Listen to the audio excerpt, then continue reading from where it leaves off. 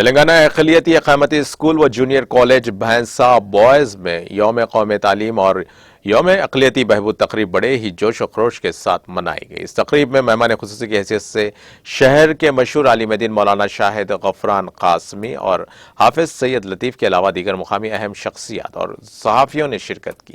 بعد ازاں مولانا آزاد کی تصویر پر گلپوشی کرتے ہوئے بھرپور خراج عقیدت پیش کیا گیا۔ مولانا شاہد غفران قاسمی نے خطاب کرتے ہوئے کہا کہ مولانا ابوالکلام آزاد ملک کے وہ عظیم شخصیت ہیں جنہوں نے ملک کی آزادی میں نمایاں اور ناقابل فراموش رول ادا کیا ہے۔ ہندوستان میں تعلیم کے اصول کے شعور کو بیدار کرنے کے علاوہ ملک میں مفت سرکاری تعلیم کا نظام رائج کرنا بھی مولانا آزاد کا ہی کارنامہ رہا۔